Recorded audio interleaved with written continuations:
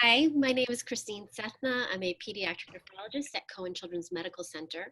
I'd like to thank the organizers from the Philippine Medical Association of New England for inviting me to speak to you today. Just a little bit about where I'm from. We're at Cohen Children's Medical Center, which is in New York. We're at the border of Queens and Long Island, which puts us right at the center of the epidemic in New York. Just to give a little background, we have had over 100 children admitted to our health system with COVID-19 and have had now 40 patients admitted with this new multi-system inflammatory disorder associated with COVID-19. So the purpose of our talk today is just to talk about the experience with children with COVID-19 and this new syndrome. So next slide. So around the world, children with COVID-19 have been reported all across the world. However, the incidence is fairly low compared to adults. We have noted 0.8 to 2.5% of all confirmed cases. In the United States, we're at 1.7% compared to China, which is at 2.2%, and in Italy and Spain, which run around 1% of all COVID patients. Next slide. This is a figure from the CDC of the United States. And the first pediatric patient was reported on March 2nd. And since then, every day there have been new cases. And as of April 2nd, there have been over 2,500 pediatric patients reported. And from this data, we know that the median age is 11 years with a slight male predominance of 57%, which is similar to what we're seeing in the adult population. And of those who've had data collected, about 23% of those had underlying illnesses. Next slide. In terms of hospitalizations, again, the number of hospitalizations compared to the adults is much lower. In the literature, it's reported between 6 to 20%. And this figure is from the CDC again in the United States of 745 children whose hospitalization status is known. As you can see in the black bars, those are the children who were not admitted to the hospital. But of note, if you look at the age group less than 1, over half of those children were admitted. And the second largest group were our teenagers, our older teenagers, and some of them presented more like the adult type COVID with more respiratory symptoms, and a lot of them were also admitted.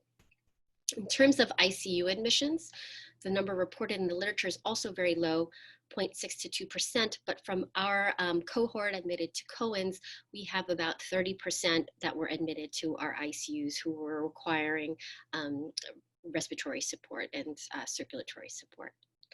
So far, up until April 7th, there have been 3 deaths reported. I think this number is probably underreported at this point, but we don't have any current data available. Next slide.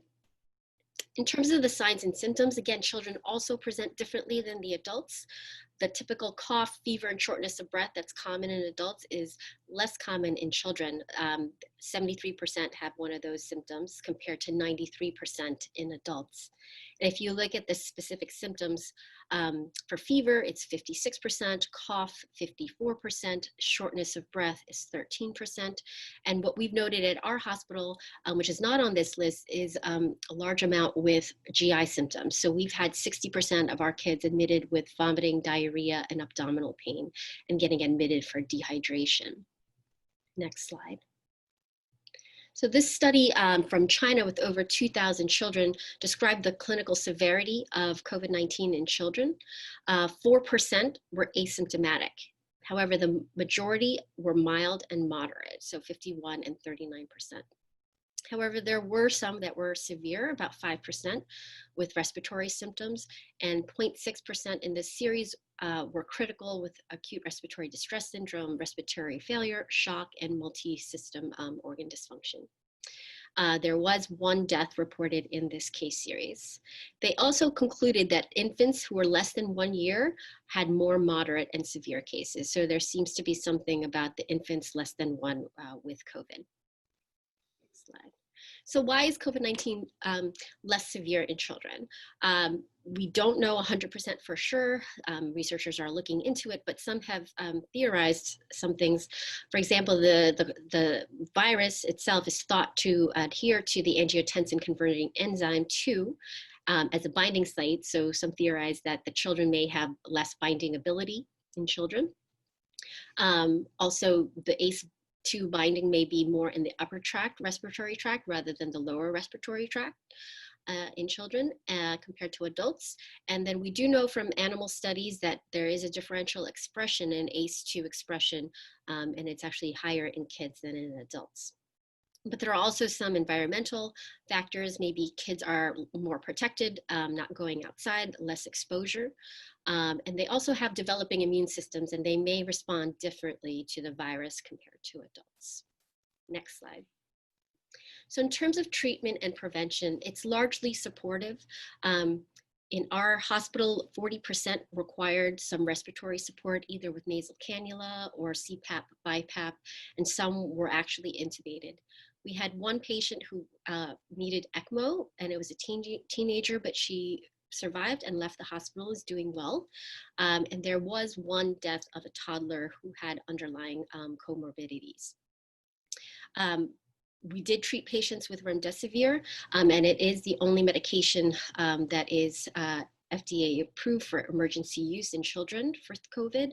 And it's given over 5 to 10 days with indications for O2 sats less than 94 with an oxygen requirement or being on ECMO.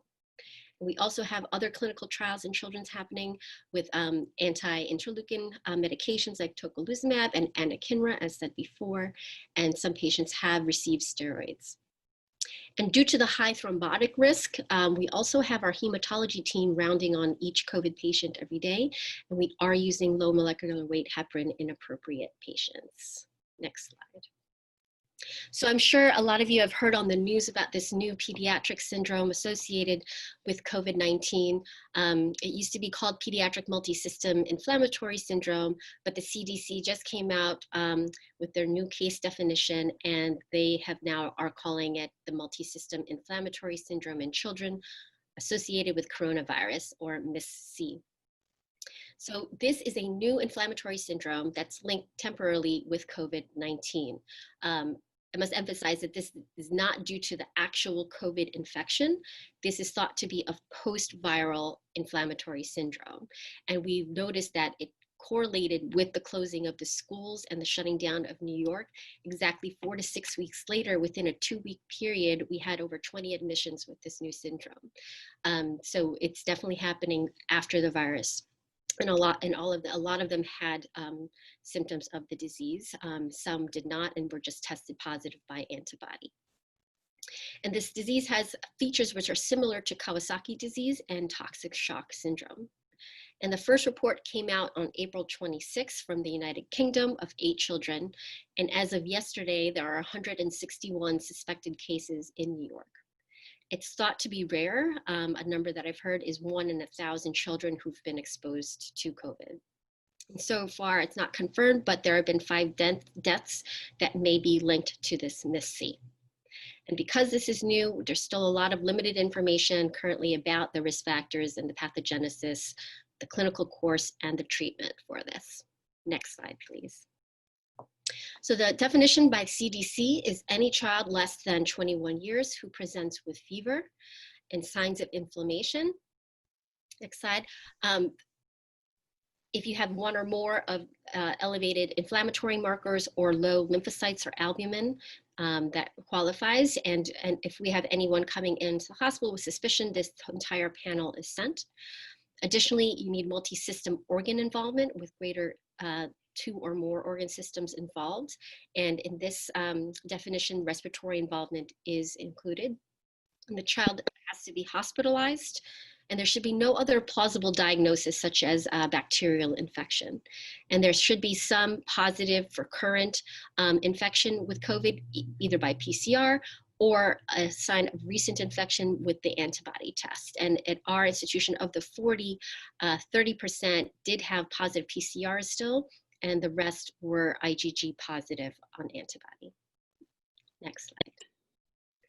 So the clinical presentation can vary, but it's been said that they can come in with complete Kawasaki disease or incomplete Kawasaki disease, meeting 4 out of the 5 first criteria on this list, which are fever, red eyes. And something that's interesting about the red eyes that my infectious disease doctor taught me just yesterday is that it has limbic sparing, but it's more limbic sparing than a typical Kawasaki. So the iris is white right next to it. So you actually have to lift up the eyelid to look for the conjunctivitis. They have red cracked lips and strawberry tongue, rash. They can have edema of the hands or feet or swelling, lymphadenopathy of one side. Usually the lymph node is greater than 1.5 centimeters. But the biggest consequence and complication of Kawasaki is the cardiac manifestations. They can have myopathy, coronary artery dilation, as you can see here in the bottom right with the angiogram there. Additionally, they can have diarrhea, abdominal pain, and vomiting. Next slide. So Miss C has also been shown to present like toxic shock-like syndrome with fever, hypotension, cardiogenic or distributive shock, multi-organ involvement, and rash. Next slide.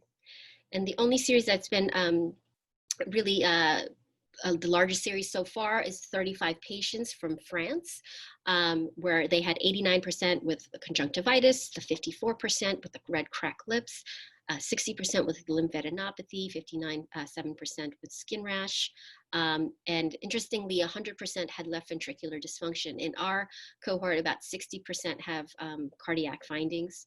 Similarly, we had about 70% that presented with shock, and we had 30% with coronary artery dilation.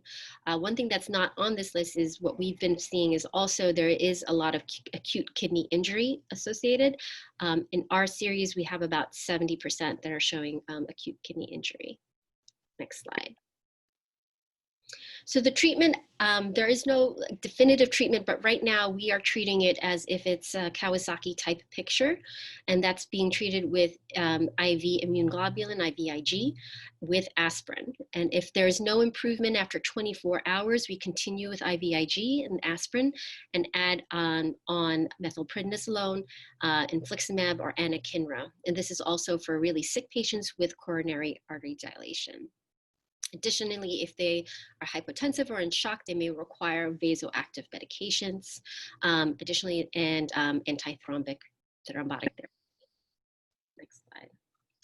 So in summary, COVID-19 incidence in children is low compared to adults.